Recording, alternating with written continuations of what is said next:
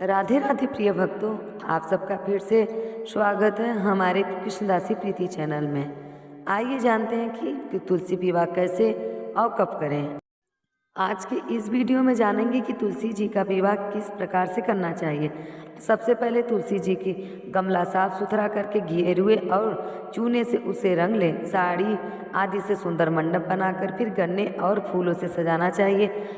परिवार के सभी सदस्य शाम के समय तुलसी विवाह में सम्मिलित होने के लिए नए साफ सुथरे वस्त्र पहनकर तैयार हो जाए। ध्यान रखें, तुलसी विवाह का जो सबसे शुभ मुहूर्त होता है वह होता है गुधुली बेला का, यानी जिस समय शाम हो रही होते, जिस समय सूर्य देवता अस्त हो रहे होते हैं। तुलसी जी के साथ विवाह के लिए शालिग्राम जी यानी भगवान विष्णु की काली मूर्ति होती है। अगर आपको शालिग्राम जी ना मिले तो एक पत्थर के ऊपर स्वरूप में होते हैं, तो आप अपनी श्रद्धा अनुसार सोने, पीतल या मिश्रित धातु की मूर्ति भी ले सकते हैं, या फिर आप भगवान विष्णु जी की तस्वीर भी ले सकते हैं। ध्यान रखें कि जिस मूर्ति या तस्वीर से आप विवाह कराएंगे उस मूर्ति में श्री लक्ष्मी जी नहीं होनी चाहिए। कहीं कहीं जब पर मूर्ति नहीं होती तो भगवान विष्णु जी को भगवान कृष्ण जी की मूर्ति या तस्वीर के साथ भी विवाह करा सकते हैं। तो ऐसे में ध्यान रखें कि भगवान कृष्ण जी की मूर्ति है तो अकेली होनी चाहिए, उसमें राधा जी की नहीं होनी चाहिए। अगर आपके पास शालिग्राम जी नहीं है तो आप अपने आसपास मंदिर से पंडित जी से आग्रह करके मंदिर से शालिग्राम जी की मूर्ति को अपने साथ ला सकते हैं। फिर जब आप विवाह संपन्न कर लें तो उसके बाद उसी आदर के साथ यह मूर्ति आपको मंदिर में वापस करानी होती है। ध्यान रखें, साथ में कोई भी मीठा, कोई भी फल, मिठाई या थोड़ी दक्षिणा आपको पंडित जी को जरूर देनी चाहिए। आप सबसे पहले गणेश जी का पूजन करें, फिर भक्तों उच्चारण और मंत्रों का उच्चारण करें और करते हुए गाजे बाजे के साथ भगवान विष्णु के या शालिग्राम जी के प्रतिमा उन्हें तुलसी जी के निकट ला कर रखें। ध्यान रखें कि जब तक तुलसी जी के फेरे नहीं हो जाते तब तक तुलसी जी भगवान के दाएं हाथ पर रहती हैं, यानी दाएं तरफ विराजमान होती हैं। फेरे होने के बाद तुलसी जी भगवान शालिग्राम जी और भगवान विष्णु जी के बाईं तरफ से विराजमान हो जाती हैं, इसीलिए पत्नी होती हैं। उन्हें वामंगी भी कहते हैं।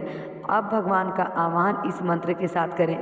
गाच्छत भगवान देव अर्चयास्मि केशव तभ्यम दाश्मीम तुलसी कार सर्व कामे प्रभुदो व, या हिंदी में आप बोल सकते हैं कि हे भगवान केशव, श्री विष्णु, हे शालिग्राम भगवान, आइए देव, मैं आपकी पूजा करूंगी, आपकी सेवा मैं तुलसी जी को समर्पित करूंगी और आप मेरे सभी मनोरथ पूर्ण कीजिए।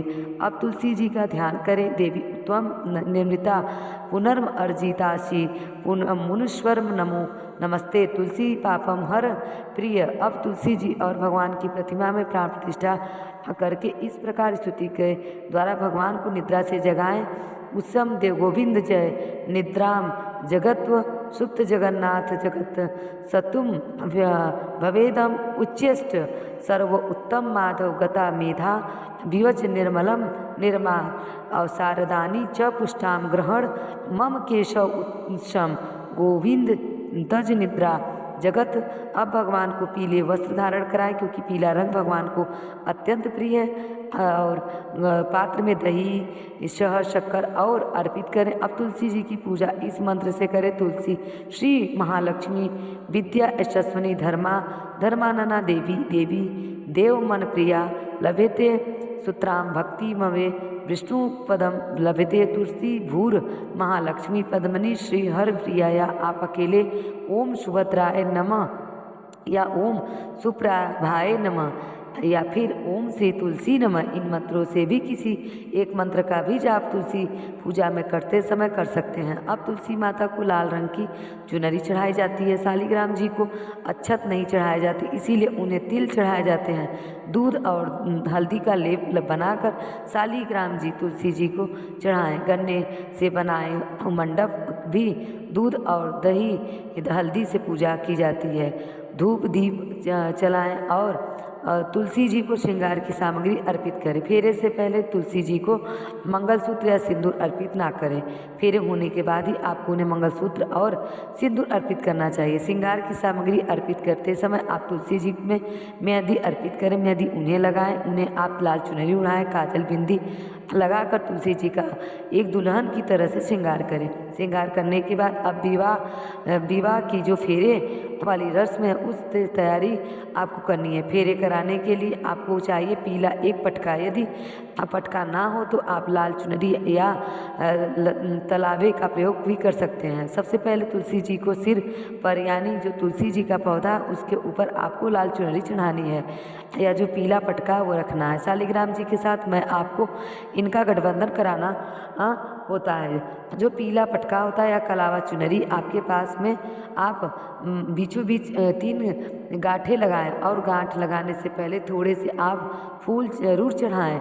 3 गांठ लगाने के बाद आपसे जो भी परिवार का सबसे बड़ा सदस्य पुरुष सदस्य हो उन्हें शालिग्राम जी की मूर्तियाँ फिर भगवान विष्णु जी की मूर्तियाँ है उन्हें अपनी गोद में लेकर तुलसी जी की 7 परिक्रमा करनी होती है यानी 7 फेरे लगाने होते हैं। ओम श्री तुलसी नमः इस मंत्र का उच्चारण करना चाहिए। तुलसी जी को विवाह के लिए साड़ी, ब्लाउज, मेहंदी, काजल, बिंदी, सिंदूर, चूड़ा आदि भी सुहाग का समान है और साथ में कुछ बर्तन और दक्षिणा भी जरूर चढ़ाएं। जो भी पकवान भोजन बनाए आपने वो एक थाली में 2 जन के लिए रखकर अर्पित तुलसी जी को शालिग्राम जी के रखकर फेरे के समय भोग लगाने के लिए रखना चाहिए। कन्यादान का संकल्प जरूर कर लेना चाहिए। परिवार में जो भी सदस्य तुलसी जी का विवाह करा रहे हैं ऐसे दंपति को सुबह से व्रत जरूर रखना चाहिए। यदि कुंवारे युवतियाँ विवाह करा रहे हैं तो या विवाह में सम्मिलित हो रहे हैं तो उन्हें फेरों के बाद तुलसी जी और शालिग्राम जी को अपने हाथ में भोग लगाना चाहिए और इस प्रकार से प्रार्थना करनी चाहिए कि शालिग्राम भगवान आप तुलसी जी से विवाह की विधि से ग्रहण कीजिए और यह पार्वती जी से बीज से प्रकट हुई हैं, वृंदावन की भस्म में स्थित रही हैं। आपको तुलसी अत्यंत प्रिय है अतः उन्हें मैं आपकी सेवा में अर्पित कर रहा हूँ या कर रही हूँ। मैंने उन्हें अपने पुत्रों की तरह पालन पोषण पर बड़ा ही किया है। आज आपकी तुलसी मैं आपको ही दे रही हूँ। हे प्रभु इन्हें स्वीकार करने की कृपा करें।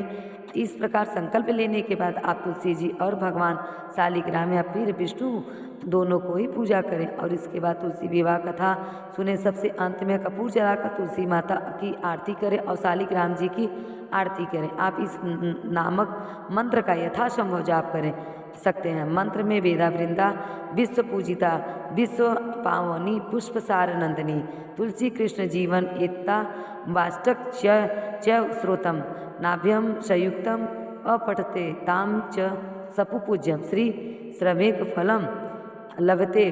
फेरे की रस्म होने के बाद तुलसी जी को भगवान शालिग्राम जी या भगवान विष्णु जी या मूर्ति क्या तस्वीर बाईं तरफ विराजमान जरूर करना चाहिए और दिशा का ध्यान आप जरूर रखें। फेरे कराने के बाद आप उन्हें भोग लगाएं और उसके बाद हवन भी करें क्योंकि हवन में जो अग्निदेव होते उन्हीं के माध्यम से हमारे देवी देवता तक हमारे द्वारा अर्पित किया जाता है। कुंड में अग्नि जलाकर चाहे वह शाम की लकड़ियाँ हो या आम की लकड़ियाँ हो या गाय के गोबर का उपला जलाकर उस पर हम हवन सामग्री डाल दे सकते हैं। लौंग का जोड़ा कपूर जलाकर रखें। आप काले और सफ़ेद तिलों से साथ ही जो मीठा पकवान बनाए जाते हैं चाहे वह मिठाई हो दूध हो या फिर अपने कोई पकवान बनाए हो उन्हें भी अग्नि देवता को समर्पित करें। इस प्रकार से ओम श्री तुलसी नमः ओम श्री विष्णुवे नमः इस मंत्र का जाप करने के बाद सबसे अंत में जल का छींटा देकर जो आहुति वह पूर्ण करनी चाहिए। जो थाली में अपने भोजन परोसा है उसका भोग परिवार के सभी सदस्य को बारी बारी से तुलसी जी को शालिग्राम जी को लगाना चाहिए। अब तुलसी जी को शालिग्राम जी को अर्पित कर देना चाहिए। साथ में विदाई करते समय तुलसी जी को कुछ दक्षिणा भी जरूर देनी चाहिए। आप अपनी सामर्थ्य के अनुसार उन्हें भेंट उपहार आदि भी दे सकते हैं। विवाह के बाद बहुत से लोग तुलसी जी के पौधे का दान कर देते हैं। अपने आसपास मंदिर में या जहाँ कहीं भी आप दान करना चाहते हैं वहाँ पर आप दान कर सकते हैं। शालिग्राम जी की मूर्ति आप लेकर आए हैं उसे मंदिर में आप अगले दिन ही सुबह भिजवा सकते हैं या शाम को विवाह कराने के बाद भी मंदिर में पुजारी जी को दे सकते हैं। कुछ दक्षिणा फल मिठाई आदि आप जरूर लेकर जाएं। जरूरी नहीं कि आपने तुलसी जी के जिस पौधे से विवाह कराया उसका भी आप दान करें। यदि आप पौधे को घर में ही रखना चाहते हैं तो घर में ही आप रख सकते हैं। श्रृंगार में चढ़ाई गई वस्तु, यदि परिवार में कोई सुहागन महिला है तो वह उन सभी वस्तुओं का प्रयोग कर सकती हैं। और अगर आप परिवार में सुहागन महिला को इस सामग्री को नहीं देना चाहते तो किसी कुंवारी कन्या को आप जरूर दें। इसकी विवाह उन्हें इसमें परेशानी आ रही है, कुछ सामग्री वैसे वह पहन सकती है। चूड़ी, बिंदी आदि और बाकी सामग्री को आप मंदिर में भी दान कर सकते हैं। इस प्रकार तुलसी विवाह संपन्न है। तुलसी विवाह करने से पहले आपको कुछ बातों का ध्यान रखना बहुत ज़रूरी है, जैसे कि तुलसी विवाह में आपको कलश की स्थापना जरूरी करनी है। बिना कलश के कोई भी कार्य का शुभ कार्य नहीं है, वह संपन्न या पूर्ण नहीं माना जाता। कलश की स्थापना चाहे आप बिल्कुल सादे तरीके से कर सकते हैं, जिसे आप एक लोटे में जल भरकर उसके ऊपर आम या अशोक के पत्ते रखकर और उसके ऊपर जटा वाला नारियल रख सकते हैं। जटा वाला नारियल रखना चाहें तो आप आम या अशोक के पत्ते के ऊपर एक पुड़ पात्र रखें, उसके ऊपर आप दीप जला सकते हैं। तो कलश की स्थापना जरूर करें और कलश में रखे हुए इस जल का या तो भी पूजन सामग्री जैसे आपने पुष्प आदि अर्पित किए हुए हैं, फूल माला अर्पित की हुई है, उसे आप अगले दिन सुबह पूजा करने के बाद विसर्जन कर सकते हैं। और आपने भगवान विष्णु की मूर्ति या भगवान कृष्ण की मूर्ति या तस्वीर का पूजा में प्रयोग किया है तो आप उन्हें वापस मंदिर में रख सकते हैं। तो यह थी तुलसी विवाह की बहुत ही सरल और आसान विधि से, जिसके माध्यम से आप घर में तुलसी विवाह कर सकते हैं। अगर आपको पंडित ना मिले तो आप अपने घर में अकेले भी मंत्र उच्चारण करके तुलसी विवाह कर सकते हैं। तो ये थी सरल पूजा विधि। आपको अच्छी लगी हो तो प्लीज़ मेरे चैनल को सब्सक्राइब करें और कमेंट में जय माँ तुलसी लिखना ना भूलें। राधे राधे।